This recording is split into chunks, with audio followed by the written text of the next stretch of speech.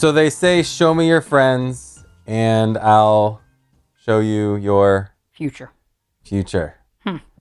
Now, when my parents told me that when I was a kid, it meant something totally different than it does now as I'm a parent. Would you agree? Disagree? Oh, geez, yeah. What did they tell you when you were a kid? So I don't know how to answer that. Yeah, I was going to say. I, at times, didn't have the greatest friends. And, my parents they didn't say it exactly like this, but they're like, we know who you're hanging out with and they're not going to be good for your future. Yeah. They're not taking you anywhere. And, they didn't say, I see your friends, I see your future, anything like that. But they definitely gave me that same impression that the people I was hanging out with were not good. Oh. For my future. I think as a parent, we all kind of worry who our kids might be hanging out with. I know I did. I do. Yeah, they say you are who you spend your time with, and the environments and the people. Yeah, and then trying to say that in a way that you receive it right instead of like I have to be careful with my kids because I don't want them to say, well, why is she saying that? Maybe I should spend more time with them. But no, I agree with your parents. I try to do it. I don't know if I do that well. So today we're expecting you to say that actually. We're going to be talking about the freedom of choice and what exactly that means, and we're going to be looking through two lenses, personal and professional. Just about everybody can resonate with the the personal side of that. Like, hey, I can choose who I want to be friends with. I can make I have that freedom for the most part. Some of you out there might say, well, I'm trapped because my spouse loves this person and their spouse and I don't get along. I mean, sometimes you're forced to just suck it up and be friends, right? That's right. But there's freedom of choice, which we want to talk about. And then there's professional. It's, who you work with. It's who you have to work with, who you want to work with, that whole dynamic.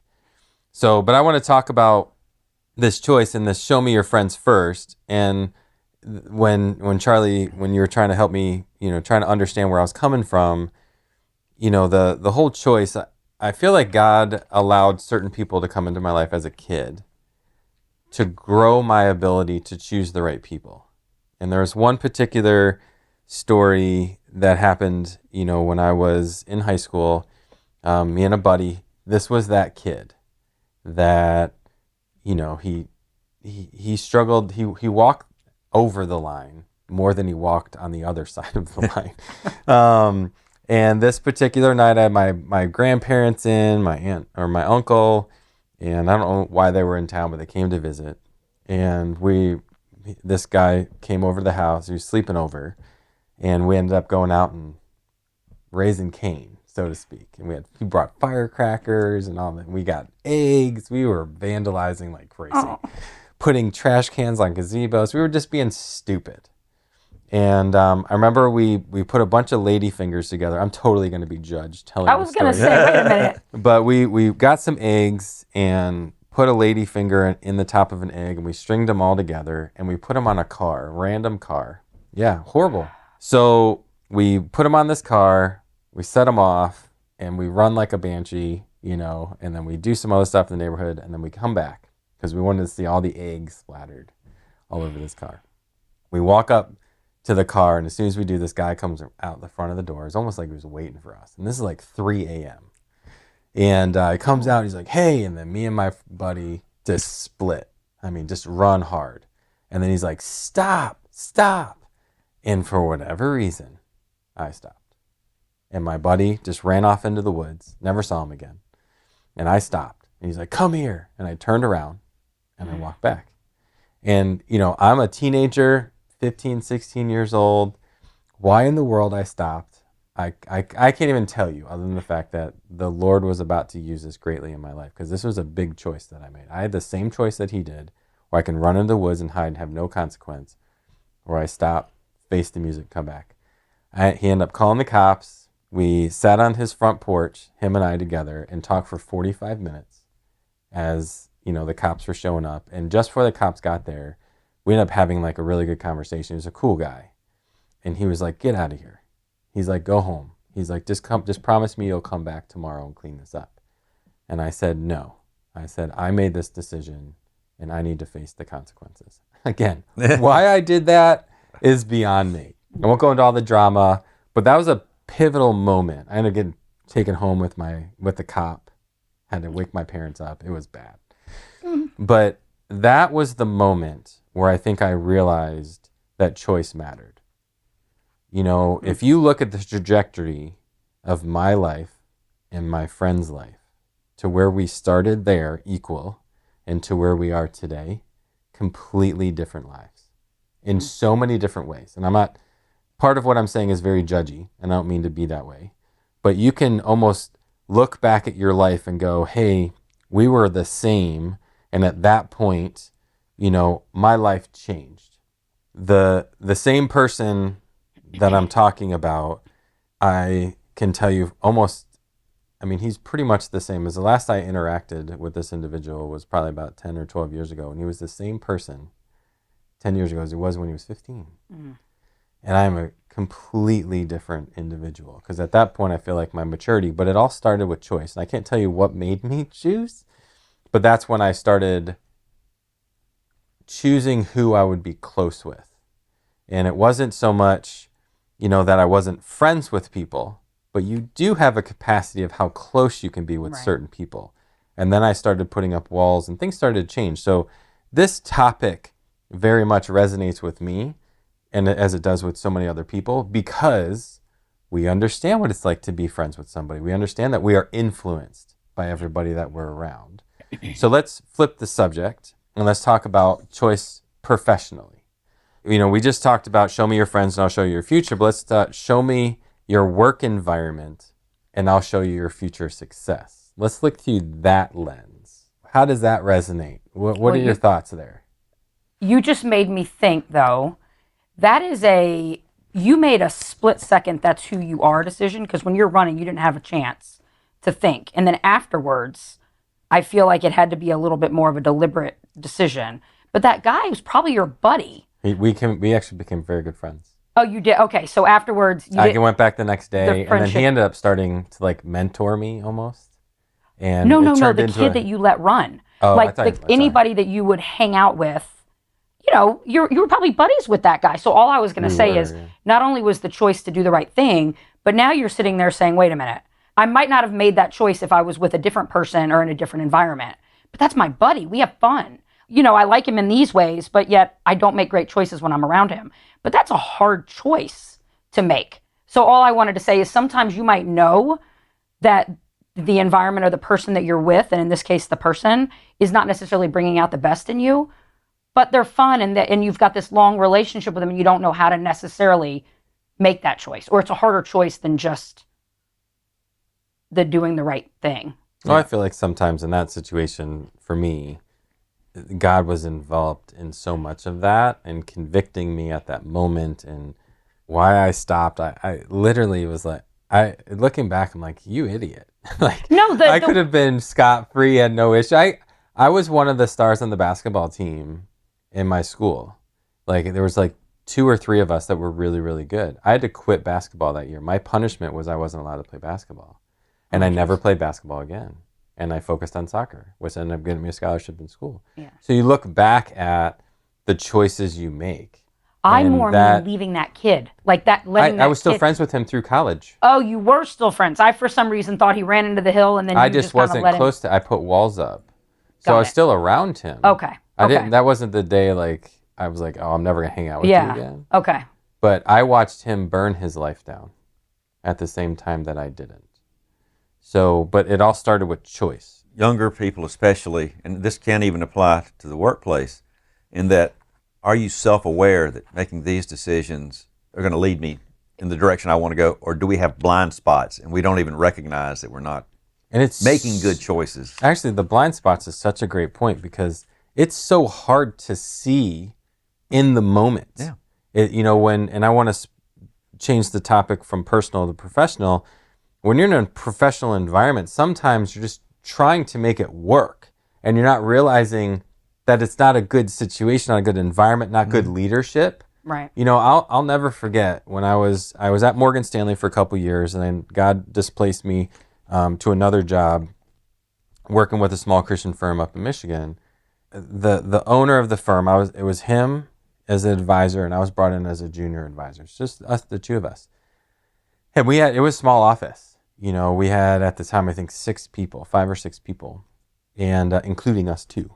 Yeah. And I remember one time we used to go to lunch often, and we're at Wendy's in the middle of a week. That was a choice you made? I remember. Okay. I remember being at Wendy's, and I remember him. I was complaining about the environment, and I was like, I can't get this person. I asked her to do this or whatever the situation was. I was frustrated that the staff that he had and how he was training me wasn't, doing their job.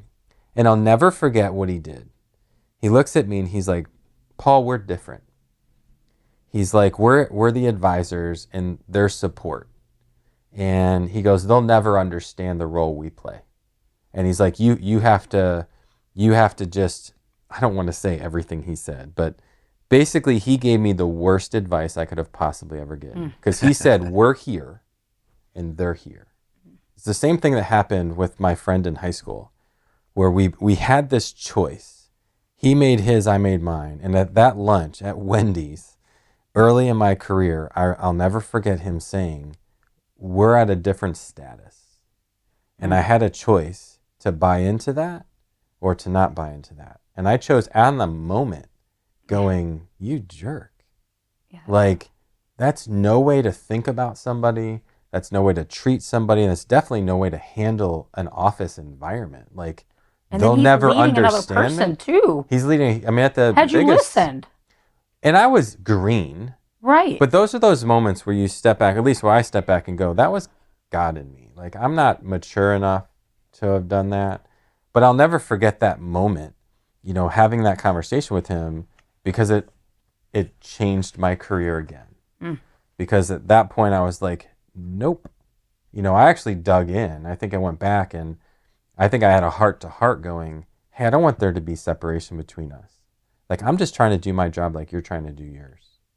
And I did almost the complete opposite. He's like, make them do this, dig in, you're the boss. And I was like, nope, I'm going to come back. And I didn't tell him I did that. Like, I acted as a choice. As a choice, yeah. My choice was, and I had that freedom. Probably looking back, I didn't have that freedom because I was told to respond a certain way and I didn't.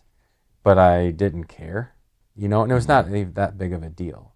But I do remember and I do want to talk about the environment, and that was my environment. I had bad leadership in my life. Show me your work environment and I'll show you your future success. It's always been said, and I'll butcher the exact way it's been said, but people don't leave their company or their pay or even the actual job task they're doing sometimes. They leave their leader and their environment. And sometimes, and not to muddy the waters, bringing up freedom of income, like at a certain point, it just becomes like, I'm not a good person coming to work every day and working for this person, for this company environment. And they're willing to sacrifice or take a risk on income to get out of that situation. And that situation that you just described, I mean, that leader had an opportunity to make an impact, and they made a choice too. The point I'm trying to make here is people leave leadership and culture before they leave money, like the pay. Because they don't align with their values. Yes, and it consumes. And a lot of these studies that, we kind of read in preparation, it has an impact. Like, your professional relationships and environment have an impact on your overall happiness. And at a certain point, there's no income that's worth that. And making that choice becomes something you almost have to do because you just don't feel right about it. And it's impacting your happiness and the way you live your life.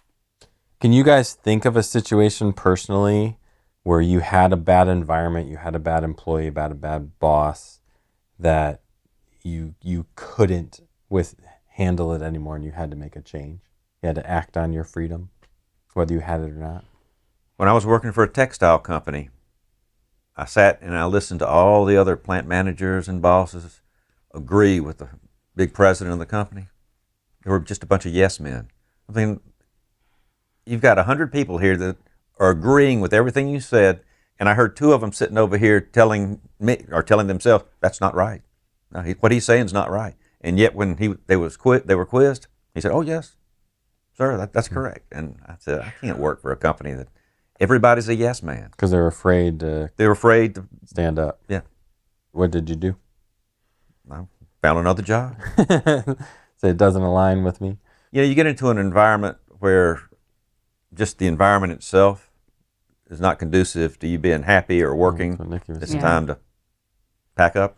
Not everybody has that opportunity, that choice. You know, you say you have a choice, but sometimes, hey, I got to put food on the table for my yeah. family, so it makes it a Really little bit tough. more difficult. Yeah. I think did you have one that you want to share? I've been fortunate that I've only had, in nearly 28 years, I've had one bad leader.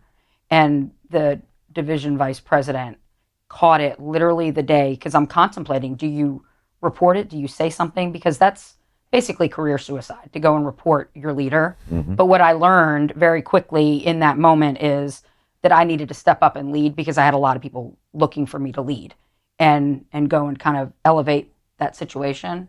But the DVP was onto it beforehand, and it ended up kind of taking care of itself, thank the Lord. But I've been very fortunate. Most people know the story of how this firm started. You know, that same boss that I had lunch with in Wendy's, was the same guy that I felt like really motivated me to start my own firm, because that was very early. That was the first or second year. It was probably the first year I was working with him. And I worked with him for 9 years.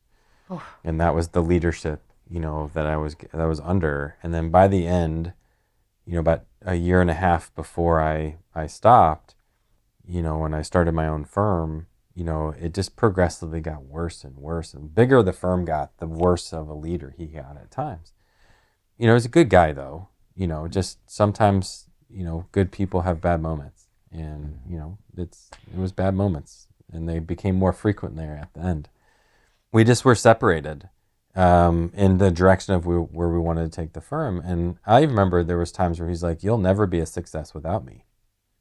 Like, just that type of like pounding, like, you are where you are because of me, Sounds not like a because very of insecure you. person. Well, regardless, Yeah. it allowed me to grow in a lot of different ways. God used it in good ways. And I would say at the time when I was going to make this choice, I had the freedom of income.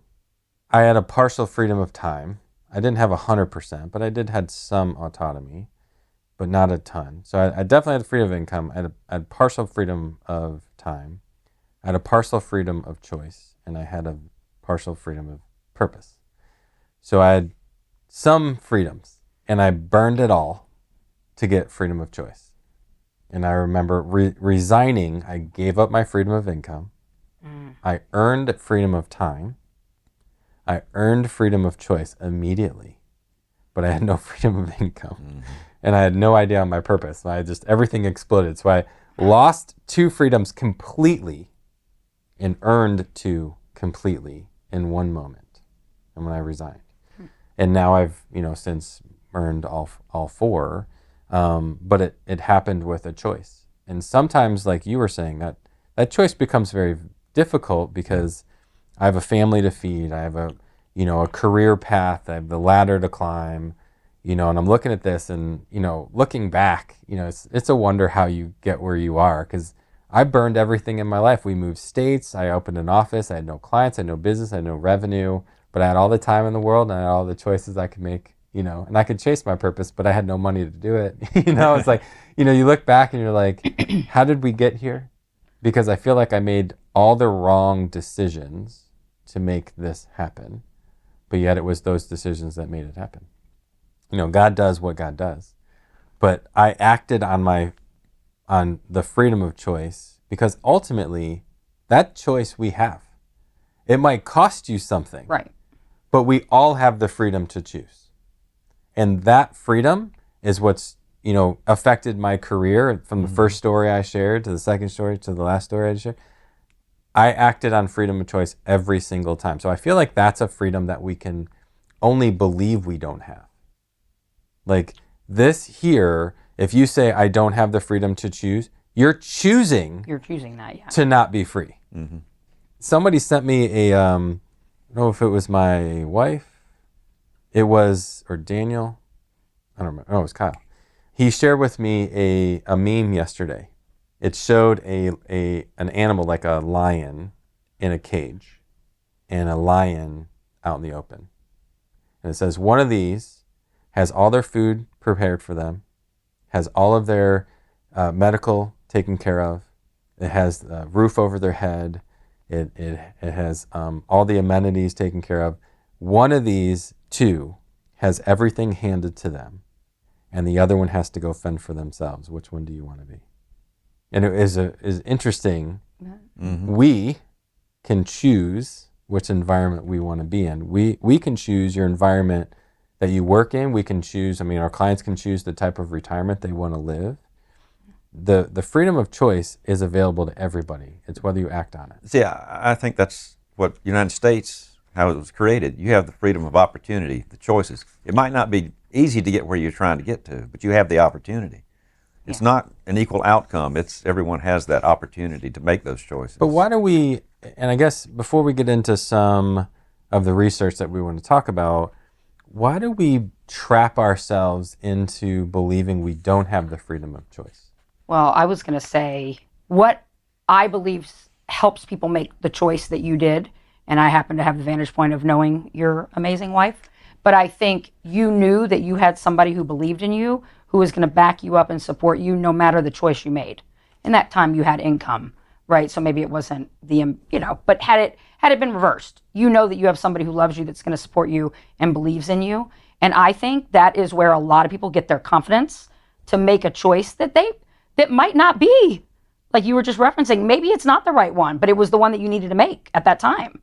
But you have that circle, which I know is a big part of what we're talking about, and it kind of lends to the personal one in that case.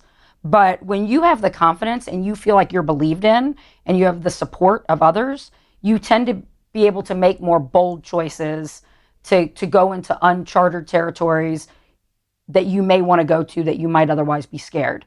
But because you know you've got that support group at work, not in that case, at home, in your case, in that scenario. But I just think the people you surround yourself with comes back to that point comes back up. So what you're saying is we don't feel like we can make choices because we don't have the support circle. We don't have people that believe us. We don't have courage to make decisions. Is that why a lot of us... I think that helps us have the confidence to make them. I think some people can make them without that.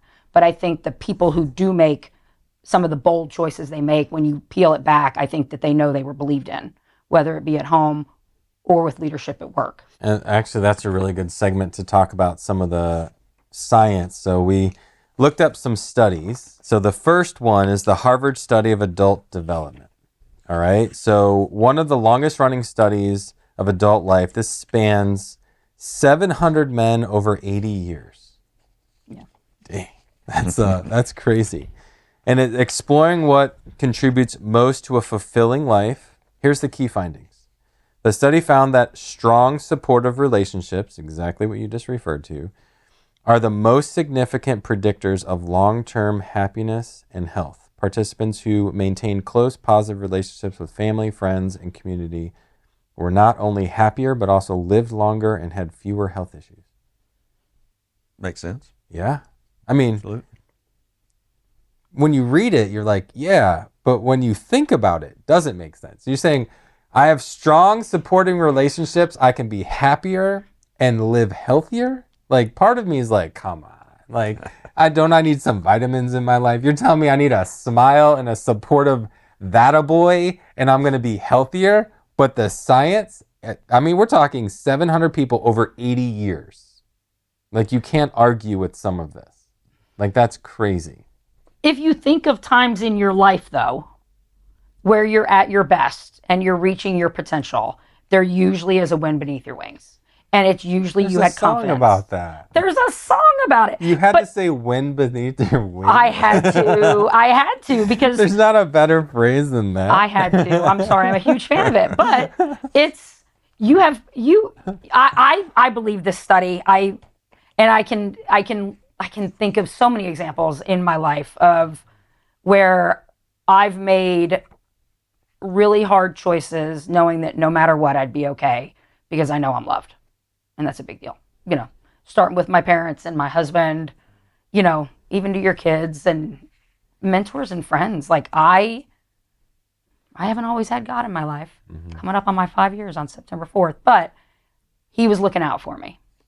And he had hard things happen that brought me to relationships in my life, my little buddy, my college girls who kick my butt because they know they can. And Even before you were a Christian. even before I was a Christian, like, I mean, he almost took my life, right? With my blood problem and knocked me out of my softball dream at college, but it led me to the basketball girls that are still amazing friends in my life that challenged me and helped me one of them helped me make the choice to leave a company that I loved and an environment that I loved, which now half of them are here because they're clients. But anyway, so no, I believe that one, Paul. It's life changing. You can do a lot in your life if you feel like you're loved. And some of the happiest people that we know, it's not always that they have that prestigious job in the corner office. Yeah.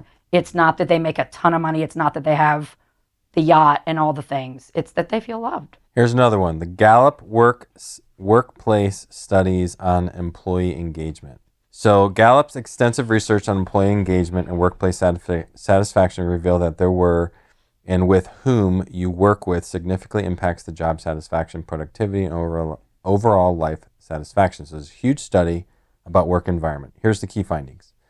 Employees who work in environments that align with their values, where they feel supported, I'm hearing a theme, and have strong positive relationships with their colleagues report higher levels of engagement.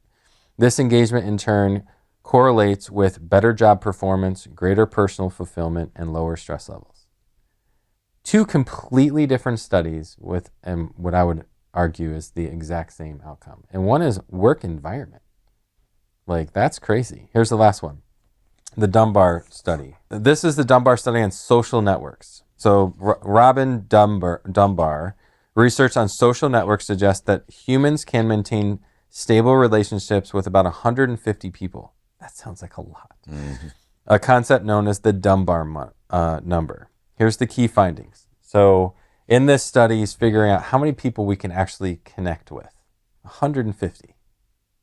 Dunbar research indicates that within these 150 relationships, the closest ones are around 5 to 15 people, have the most significant impact on our environment and psychological well-being. The quality of these close relationships often determines how supported and happy we feel, both professionally and personally.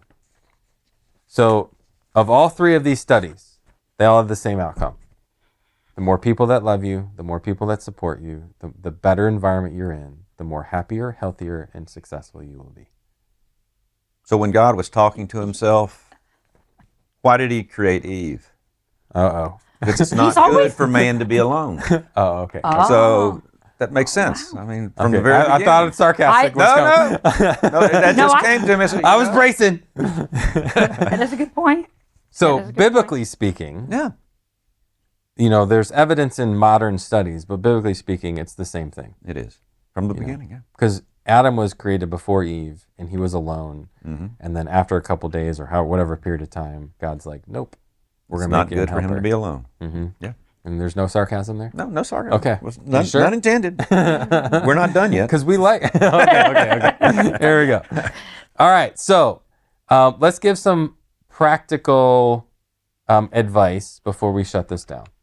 What could we share to our viewers, some practical advice on how to act on an appropriate manner the freedom of choice? Because that's the hardest part. And I think that's why we trap ourselves into believing we don't have the freedom of choice. It's like, what choices do I actually make? Because they all have impact.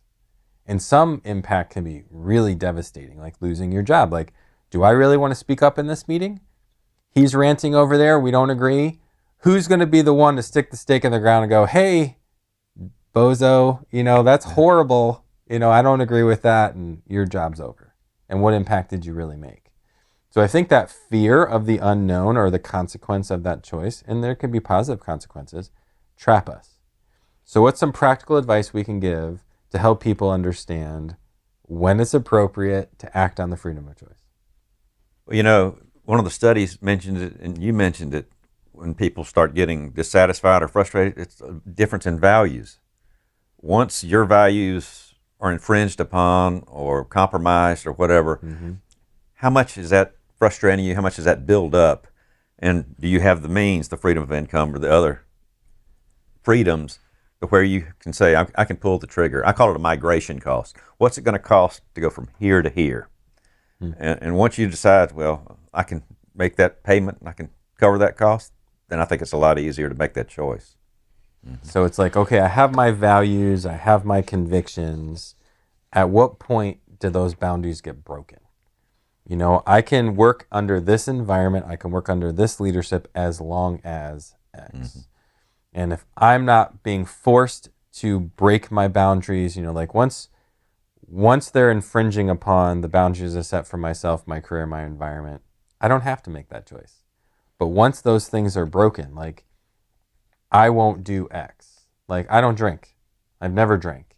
And if a work environment was like, in order to work here, you're going to have to drink X, I'm out. So there's certain situations where you have to go in, especially in work, and say, okay, these are my convictions, these are my boundaries, and if you make me walk over there or ask me to walk over them, I'm going to stand my own ground. I'm going to act on the freedom of choice, knowing the consequence could be you lose your job, you know, whatever, you have to move on. You know, I think if you're fluid, which sounds great, you can get yourself into trouble. Because it's like, well, I'll bend here, I'll break here or whatever. But if you go into, and I think I've always been a man of conviction, I think I get that from my dad, I go in with strong boundaries. I've always had strong boundaries. Like, I'm going to do this. And, you know, sometimes you play the game and sometimes you stand up bold. And I think in my career, I've been good at both at times, horrible at both at times. But I think when it mattered the most, God was like, you're going to do this, even when I didn't want to. A lot of time in the business world, whether you're traveling with salesmen or whatever else, it's a question of, is it a belief of yours or is it a conviction? A lot of times, if it's just a belief, I'll kind of hedge and maybe not do what I think is the right thing. But once it becomes a conviction that you're crossing, like you mentioned, then that's it. It's easy. There is no, it's not a boundary, it's a barrier. Once you push me on the other side of that barrier, that's it. I can't do it. Yeah. Or try to push me over. Yeah. Like, I'm out. That's it. Going back a step, if you guys are, after you're already with a company or in that situation, I think I would always challenge yourself to get it right at the beginning. Like, when you don't settle, if as you're entering into something, don't let the shiny things lure you in to making a choice to get to an environment that may not be right.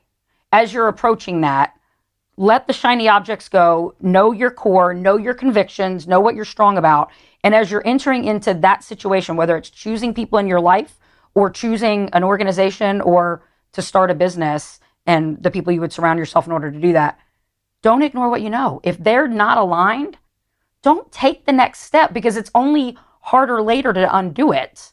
And then if you plan that out accordingly, if you get in a situation, you've prepared, you know, not to bring it to money, but like, the freedom of income does allow you to feel a little bit more comfortable with the freedom of choice sometimes, because you know you'll be okay, not just in your relationships but with your income. But I would challenge folks to just don't ignore what you know before you go into certain environments or to engage in a relationship.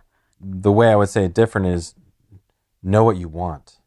Curate, plan out, design the finish. Like, what do you want to do in your career? What are you trying to accomplish? Don't just try to go get the best job. Get the best job for you. You know, don't just, you know, start a career. Know what you want. And I know early on that's tough. Like, my son's, you know, starting college this week, you know, and he's going into business. I think he wants to do what I do, but he doesn't want to do what I do. He wants to make what I make. You know, he doesn't know what he wants. He doesn't know what he doesn't know, and he doesn't know what he knows. Mm-hmm. And, you know, at some point, he's going to have a conviction, you know, of desire in his life. And I think my advice to him is, like, let's plan out as much as we can for you. Like, where's your heart? Where's your desire? What are you passionate about? What pulls you out of bed? which purpose. Right. And like, you can't map out everything for your future, but at least know what you want. Start with the end in mind. Exactly. Yeah. Start with And the I end think in mind. it's that if you're going to have the freedom, if you're going to act on the freedom of choice, I think you better understand what that is before you act on your choice. Know your convictions, know your barriers, your boundaries, and know what you're chasing, because that'll make the freedom of choice that much easier, because you're like, nope, this doesn't align. This is a wall, or this is a door, and my choices will follow suit, getting me ultimately where I want to go. Right? Wrong? Try to embrace the journey too, because it's so you start with the end in mind, and we've got all these go-getters, but embrace the journey. And part of that journey might be some of the challenges. Like when we look back at some of our turning points in our life, and Paul, you talked about a few today. Those were hard, and those were situations that we got ourselves in that we had to make a choice that maybe we would have made it different the next time. But the journey is part of figuring that out. But starting with the end in mind and backing into it, I feel like it helps you make the choices. Now you got me thinking about the whole. I would did say I talk to Taylor right about her going the off the college choice thing. is the easy part. What follows is the hard part. Making a decision like I quit, pretty easy. The consequences of that decision are very, very difficult. So I think the consequence would hold everybody back. So here's my challenge, for this week. Take a closer look at your relationships, both personally and professionally. Are they ultimately getting you where you want to go? If you look at your environment, you look at the work, world that you're in, you look at the relationships that you have personally, the relationships that you have professionally, look at the people that are mentoring or the people that you're mentoring. Is that entire environment ultimately getting you to where you want to go? And I would take a while, to digest that and choose, am I aligned the right way? This is one of those which I will continue to say, everybody's got this freedom, whether we act on it or not. And, it is a freedom that everybody wants, and it is freedom that everybody has, but it is a freedom that eludes just about everybody because they're just afraid. The fear, I think, controls this one. Like money, like everybody wants that, but they're like, well, it's not in my control. Opportunity of America, whatever. Freedom of time is a product of your choices. I mean, every single one of these freedoms, they're just so intertwined. But so you're right. much. Fear of failure, I think, is really something that holds people back from making these types of decisions. Yeah, it's tough. It is. And don't forget the people you love. Like, I think that makes it a little bit easier. Like, is this get me where I want to go? Sometimes if you're looking at just one of the freedoms or just your career and you don't consider the people in your life, sometimes you got to go a little slower, go to the side of what your ultimate goal is to do it together. When you have, sometimes you're slowed down on your one goal if you bring people with you, but that makes it way more fun. And that might be part of your goal, or at least it's part of Nikki's. But So next week we're going to be talking about the freedom of purpose. And then I was thinking about this, which should be interesting. We had a show that kind of kicked off, and we're talking about these four. And I think we're going to do a wrap-up show. And because there's something that I don't want to be lost in this conversation, which you're going to have to wait for that one. But I think it's the most important part of this entire Four Freedoms discussion, which you're going to have to wait till the wrap-up show. So until then.